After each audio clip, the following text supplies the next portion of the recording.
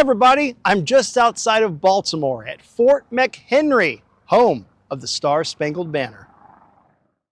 Early on in our nation's history, the United States was no superpower. But by 1812, the U.S. found itself awkwardly in the middle of a global war between the British Empire and Napoleonic France that had been dragging on for over a decade.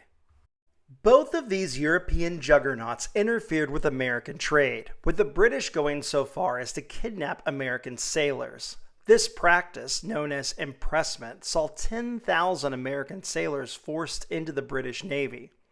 By 1812, the United States had had enough of the bullying and declared war on Great Britain. The war dragged on inconclusively for 2 years, but after Napoleon and France were finally defeated in April of 1814, the British turned their full attention to the United States.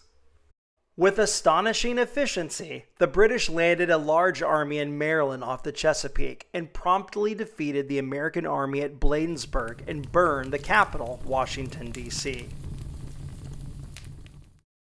The loss of the capital was a huge blow for the Americans, but Washington, D.C. was a relatively small prize compared to the next target the British had their eyes on, Baltimore.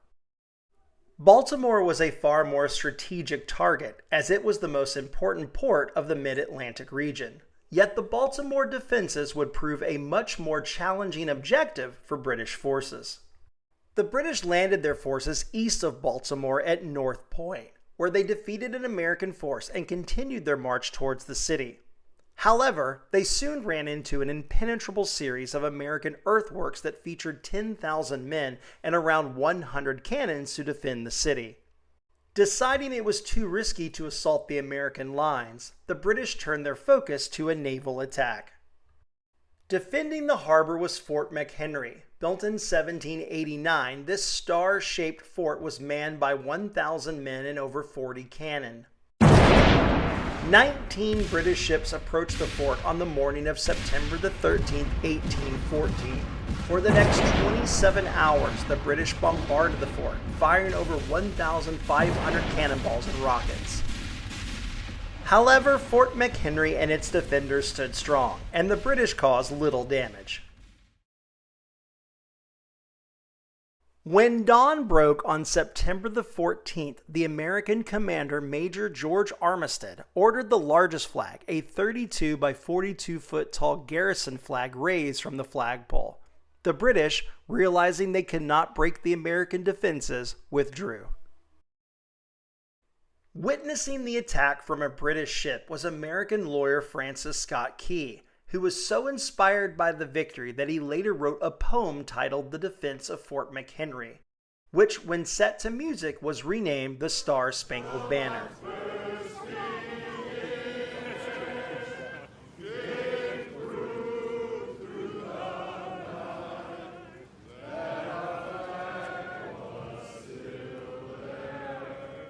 This patriotic tune grew in popularity over the decades that followed, and eventually became the national anthem in 1931.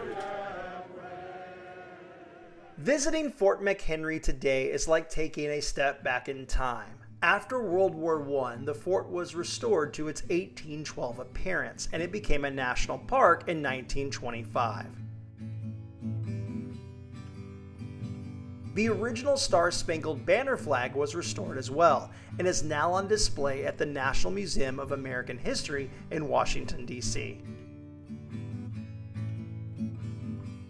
So come to Fort McHenry and learn how it saved the nation in the War of 1812, and also inspired our national anthem. It's one of the best places in America.